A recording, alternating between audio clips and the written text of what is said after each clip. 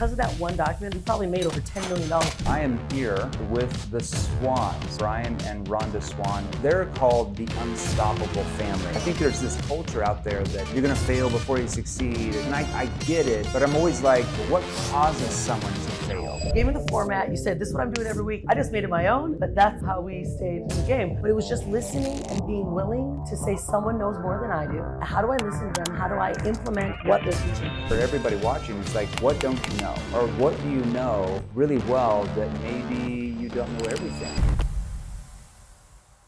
All right, Jeremy Miner, welcome to another episode of Closers Are Losers. Jeremy Miner, founder of 7 Level. I am here with the Swans, Brian and Rhonda Swan, and I want to give them an introduction of introductions. So I knew these guys back in, what was it, 2006 is when I met you guys? No, we're early, 2004. No, but he got in. You started a little bit later, so maybe 5, 6. 2007, Yeah. I think, somewhere. So my second or third industry I sold in was network marketing. And I joined this network marketing company, and they were already top earners in that space. And I got in, and I was like, wow, these guys are really cool. And that's kind of where the journey started with the Swans. And I saw you at this event, Brian. I'm like, oh, Brian, I haven't talked to you in what, 10 years or something like that? Yeah. But it was originally, we met here at the Moon Palace. Isn't that crazy? Yeah. Here. This Moon Palace, Yeah. because the network marketing company we worked for Events always here. had their events at Moon Palace or the Cancun Palace. So because Kayla was like, have you been here? I'm like, yeah, like 14 times. Exactly. It's like the Moon Palace. Like there's the pools, there's the Yeah, we know things. exactly like, what it looks like. there's the restaurants. Don't go to that restaurant. Go to this one. So it's interesting that how it comes back full circle. But they're called the unstoppable family, and I think this was a term that you guys came up with like 2008, 2009, somewhere in that range. And I want to get to your story in a second. But as you know, that everybody that watches the show, I only bring on guests that I feel can help you in different parts of your life. Now, we mainly talk about sales, persuasion, influence, obviously with the show, with 7 Level being a sales training company. But we also want to bring in guests that maybe that are very successful business owners and entrepreneurs that can teach you skill sets where we train you how to sell, and you maybe could use those skill sets. Maybe one day down the road, you start your own thing, or you want to get into something else where you can use your communication skills. And what I always say is that successful people learn from their mistakes, but the ultra successful, they don't learn from their mistakes, they learn from other people's mistakes, so they don't make the same mistakes themselves. And that's very key, because when you don't make the same mistakes everybody else is making, you tend to grow your business or become more successful far faster, because you don't go through trial and error. And that's what I'm talking about. So let's talk about it. So back, you guys were top earners in this, network marketing industry like I was back in the day. You guys now have a PR firm, correct? And we're going to talk about that. Back in 2008, something happened, and you guys just kind of moved out of you went to Bali. And I want to know the whole story, because I don't think I've ever asked you, like, why? Yeah, well, it's actually, I was a corporate executive for a pharmaceutical company, right? Brian was a robotics engineer. And there was I think many of us have these moments of clarity where something happens and you're like, I'm gonna make a shift in my life. And that was the day that I witnessed a woman putting a 6-week-old baby in daycare, and she was late for a meeting. My boss basically threw her in the cross for being late. And I sat there because I was gonna take over her position. We lived in California at the time. We just bought a 5-bedroom house, and we were gonna have kids. And I was like, I need to make a change. Came home, tell Brian, I'm quitting my job. And he's like, are you crazy? I was like, yeah, but it's okay. You could just get a better job. And then use that. I don't care if I'm my boss's boss's boss. We're not going to be able to afford this mortgage. I go, why don't you go find something you can work from home? And this was like a joke. Yeah, and she just says, yep. Yeah, I did. I said, I'm going to do it. And so what happened is it was obviously, we know how divine timing happens. I was sitting late at night, and a documentary came on with Steve Jobs. And first it was Tony Robbins. Remember when Tony Robbins used to do those late night shows? And Steve Jobs said, if you're not learning how to work online, you're gonna be lost in the dark. And I was like, okay, I gotta work online. I gotta figure The online thing in 2004, 2005 was a lot different than it is now. It's There's like no social media. It was like with the Wild West, Yeah. You could say anything on your ads or anything. So true. I had really good ads like CEO income working from home. Don't believe me, don't call. But I was running Google ads, so they actually had to click and then call an 800 number. That was my funnel. Yeah, I know. It's crazy. Right? Mine was corporate executive quits job, gets filthy, stinking rich. See how? I'm like, I don't think you can say that in those days. But that's why I didn't fit with you guys, because we both came from corporate America when we got into that industry there for 4 or 5 years. Yeah. So you were successful, you're doing well, and then we had the big 2008, 2009 collapse. Yeah, well, we crushed it. So I literally retired Brian a year later. I replaced both of our incomes. And then we were rocking for 3 years, right? Like that was when we met. It was like boom, boom, boom, boom, boom. Okay. But this was the time, we wanted to start investing in real estate because got into real estate. Everybody was doing real estate. Taxis, cab drivers are talking about all the properties they bought the week before, Yeah. So we went into a golf course development deal out in Flagstaff, Arizona. Land, buildings, like about 5 different houses, $1 million houses. And then lo and behold, the guy extracted all the building out of the construction loans. And the banks are like, hey, Swans, your construction, your homes are built. Congratulations. It's time to start paying. You flip to a mortgage. We're like, the homes aren't even built yet. There's no toilets. They're like, well, all the money's gone. But it was because the reason why we were doing this, because I finally got pregnant. It's like, yes, we're preparing for our baby. And we signed our name off, power of attorney, on all of the construction loans. So we wouldn't have any. And 20 other families did, so it wasn't just us. It was a big. It was a big project. Big group of investors kind of got screwed. And then around that time, it was 2000. The collapse started happening, right? It was like slow. So it was like double whammy. So it was going to happen no matter what. Yeah. It was. So double whammy. You're like, we just lost our assets, or a lot of them, and then what caused you to? The 4-hour work week. Okay. Tim Ferriss. So we were listening to the book for about a year, and there's this chapter called The Mini Retirement, and he's talking about. Oh my gosh, that's awesome. Yeah. And he's talking about living in different countries, and you have a business online, and I'm like, oh my gosh, this makes so much sense. That's a great idea. So I came home to Rhonda, and I said, what if we just got rid of everything and traveled? And she's like, I was so mad at him. I was like, no. You're like, no. I'm going to stay in this house. We have a baby. I can rebuild. I've done it for 3 years. We're already set.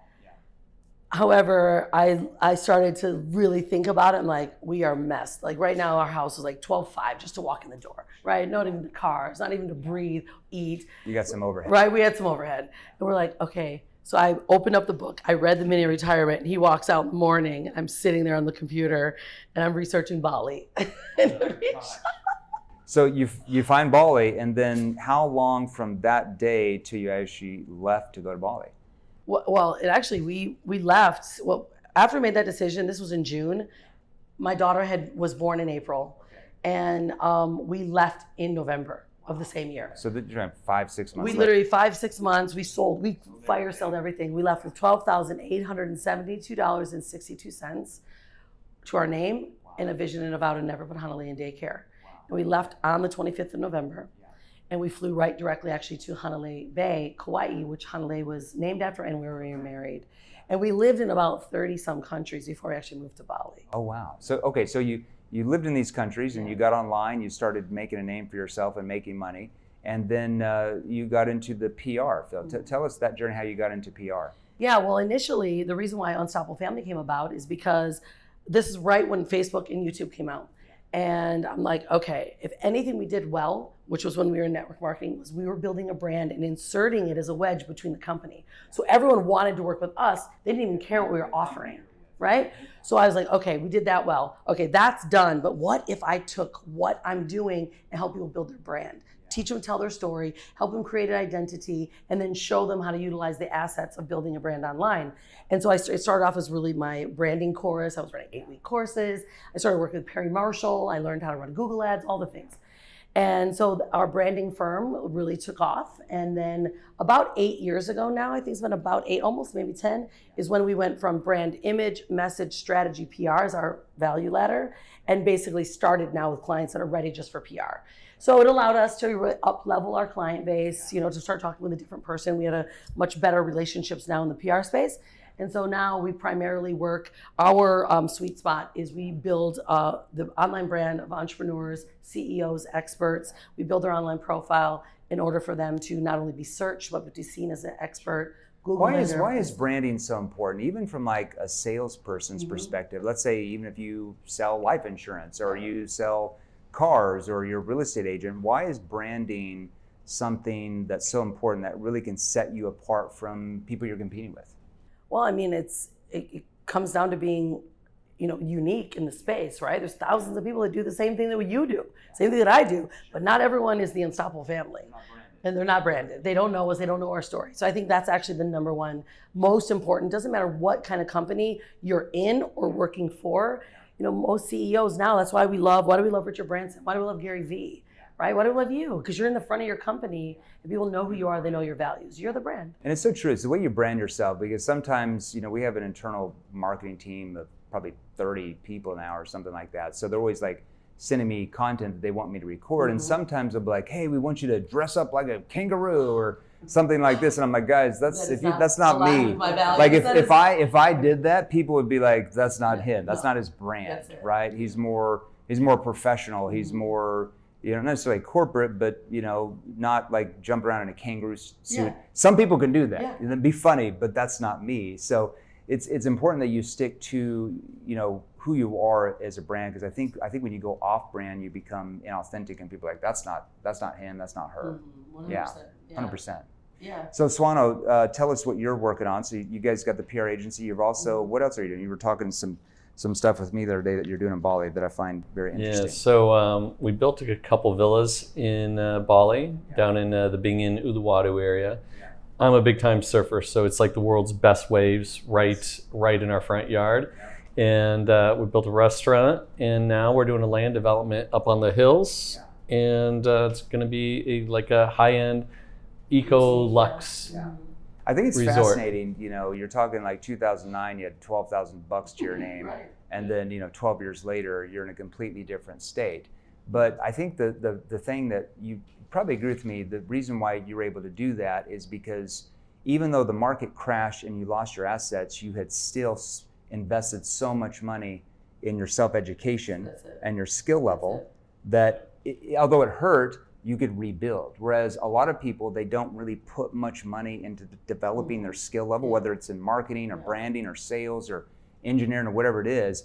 And so when outside factors like a real estate crash happen, their lives are just dependent on outside factors they have no control over. Whereas you, because you had the skill level and the knowledge, you could go out and rebuild because you controlled your destiny.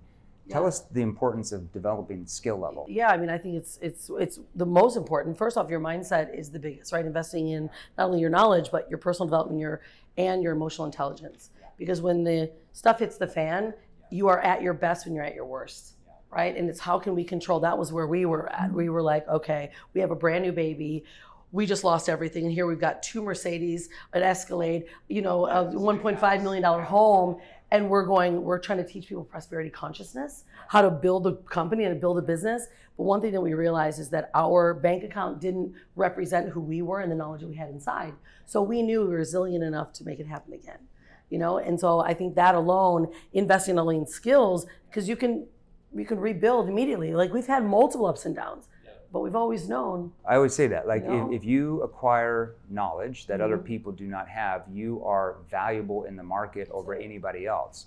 So if you learn marketing skills, you can always just go out and rebrand yourself and market in something else. If you learn sales and communication skills, you can probably get any job you want to, right? Because you're successful. Or maybe you take that and start your own business and you're successful. I think there's this culture out there that, and I understand where they're coming from, but they always talk about like, hey, you're gonna fail before you succeed. It's good to fail and stuff like that. And I get it, but I'm always like, I always look at things as like, well, what causes someone to fail? And in my mind, and I wanna talk to you guys about, there's really 2 big factors. There's other things, but it's really like your skill level. Like if I have a high skill level in something and I am really talented in that area, let's say it's sales, right? It's harder for me to fail at sales if my EQ of sales and communications up here and I've acquired this knowledge. It's really hard for me to fail. However, if I don't have that knowledge, right? Let's say I'm a real estate agent or a mortgage broker and the interest rates go up like they are now. If you don't have skill sets to be able to really sell, even in a down market, doesn't matter, you're dependent on outside factors, like sitting around watching CNBC all day, hoping and praying the Federal Reserve lowers the rates. So that means you don't have control of your destiny. Whereas a real estate agent that has a high level of sales ability and branding ability, they might get a little bit less listings, but they're not really affected by it because they know how to communicate. They control their destiny, not outside factors. So why do you feel like that has been such a key for you guys? Well, let me start. When I was in robotics engineering, I was a high-end, I had to know the technology, but I was outside in the way I got compensated with sales. So I didn't learn any of the programming language. When I went to trainings, I was just like, I'm like, I got other people to do that. I just learned how to do sales. Yeah, because you weren't selling the thing, you're selling the results of what the thing does. Yeah, and I knew that one thing is you be resourceful. So it's like, I got the technical people and the thing, I can bring them out. I just need to know how to sell. So I was studying sales the whole time while everybody else was studying engineering. And I was always one of the top 1, 2, or 3 for 10 years. And then a programming language that dies off when you don't do the programming. And so that led into when we were in network marketing, I took the exact same skills and it was like, boom, I was right into the mix. And that's how we became top income earners. And let me just share this thing about Jeremy. We were top income earners. Yeah. And then Jeremy came in and blasted it. And then we're like, we need to now learn some more sales. Or like, who's that guy? Going like, who is this guy? He's got better skills. And I go, can we learn? And he shared. He was he doesn't. I think it was Drew who always said, Jeremy never shares the gold. He'll give you the silver, but he gave us enough to where we just our sales doubled. The one thing that you did though, Jeremy, and this is really vital because I love when you said earlier is that success leaves clues, right? And the ultra successful, they learn from others' failures. And that's what we were like, okay, so this guy's coming in. And I said, how are you closing everyone this way? You're like, well, I'm doing this business plan. Yeah. And I said, will you share that with me? You're like, I'll share a document with you. Because of that one document, I've never told you this, we probably made over $10 million because I did exactly the plan. You go, I'm just meeting with them every week. You didn't tell me how to do it. You gave me the format. You said, this is what I'm doing every week. I just made it my own. But that's how we stayed in the game. But it was just listening and being willing to say someone knows more than I do. And how do I listen to them? How do I implement what they're teaching me? And I think that's, the most. Well, I was always learning too. I was learning from you guys and other top earners. I wanted to learn from the top 50 in that business. There was tens of thousands of distributors, but I'm like, if I can surround myself around them, maybe I'm way stronger on the sales side, but maybe they're way stronger on the marketing side. I always can learn something. I'm always a sponge. Just give me the thing and let me learn from it, and maybe I'll look at it from the way my brain thinks, and I'm like, if we change this and this, we could even make it better. So it's always about learning. I think that entrepreneurs or salespeople or CEOs or anybody, once you believe you've arrived, I know this is cliche, we always hear this, but so many people think they've arrived because they're successful and they can't learn anything else or learn from other people's viewpoints. I never want to be that person because even at the height of my sales career, which was in that time when I was doing network marketing and I still had my corporate career sales job at the same time, I was doing both. I was always learning, trying to improve because I never wanted to stay at the same level of income that I was at. I was like, there's just stuff I don't know, And I think for everybody watching, it's what don't you know? Or what do you know really well that maybe you don't know everything, right? I always say the biggest problem in sales is the problem that you don't know you have. Because if you don't know you have this problem, you don't know how to fix it. You don't know how to do anything. 100%. Now, I want to talk to you about something I know you guys are very proud of. So your daughter, how do I pronounce her name? Hanalei, after the Hawaiian island. Yeah. She was up on stage here at this event. This isn't a huge event, but there's probably 500-600 people. That's a lot of people for adults to speak to, let alone a 17-year-old. So when you moved to Bali, she's probably one or two, or seven, because you're traveling all over. Yeah, we lived in about 35 plus countries, 7 continents. Moved to Bali when she was 7. So you've taught her things that the public school system would never teach. Yeah. Tell us why, and tell us what values and what you really wanted her to grow up learning. I'd like to know. I think a lot of people like. Yeah, this is pretty crazy because the first events that we went to was right here at the Moon Palace, and when it was our first personal development event, you're a sponge, and we were just like, oh my gosh, right? So we're going back. So a lot of the parenting skills was from here. And we're like, we're going to do that. It was what we had nothing set on how we're going to raise our future children. We're like, we like this, and we just keep on taking each one and we implement. Yeah. And one of the strong things is that when she was like 4 or 5 years old, we started doing videos with her. We call them Wisdom of the Day with Hanalei. And so we had her speak her voice, so she felt comfortable, like confident on your voice matters. Yeah. So that was some of the. So you taught from an early age, like how to speak to a camera, how to speak to on video. So she got comfortable with that, right? That's a big key when you're speaking on stage. What else did you like really teach her? Yeah, I mean, she's been homeschooled pretty much, the whole time. And we implemented, this is actually before she was born, we learned from Michael Lozier. Remember Michael Lozier? And he told us to remove don't, not, and no from our vocabulary. This is before she was born. And we practiced it. It was really hard. And what we really... Second speaker that we ever saw, and right we here. were like, this is gonna, so, because what happens is we're so programmed, especially in society now, right? We're programmed to actually not stand out. And especially with kids, they're going to school, like they don't wanna say, this is what I want. They're supposed to, hold back and wait. And so he said, if you remove don't, not, no. So for instance, how many times do we say, don't do that? No, you can't have that, right? And he said, if you remove that and you start telling them what to do, they start being raised in a positive frame. And so we would say, Hanalei, walk around the pool, take risks, just be responsible. Don't walk through the pool. Right. Hanalei, you remember walk around the pool. So we tell them what to do, because the reason why kids don't jump in that puddle is because they don't hear the don't. They actually hear jump in the puddle. So we get, why are they doing this? And parents get so frustrated, but we're not realizing all we're doing is we're layering a negative pattern into our children when they don't think that way. And it all adds up, all adds right? up. So as children, we're all dreamers. I want to be an astronaut. I want to, whatever, walk down Broadway, whatever, race car driver. Yeah. And as we get older, we're like, oh, we can't do that. Right. Right. And that's really, as a psychologist, really the years that determine your childhood, like what you're going to believe in adult, is usually around 4 till about 9. Yeah, exactly. 4 to 9. That's like scary. That's like 5 years to like mold your child into more than likely the adult they're going to become, unless there's radical changes and you put them around completely different people after that. They pretty much are going to change. They stay that way. Well, we were so mindful of those years. Like literally, we took her to every single entrepreneur event we ever went to, which was every 3 months. She's listened to hundreds and hundreds of audiobooks on her way to school and on the motorbike if we went to school or wherever we went. And we put people around her that we could not fulfill, like mentors, right? And at the age of 8, she was discovered as a fashion designer. She started her company at 11. I saw that at 11. So Right. she started her own fashion design company, started making 6 figures, I think, a year on that. That's amazing.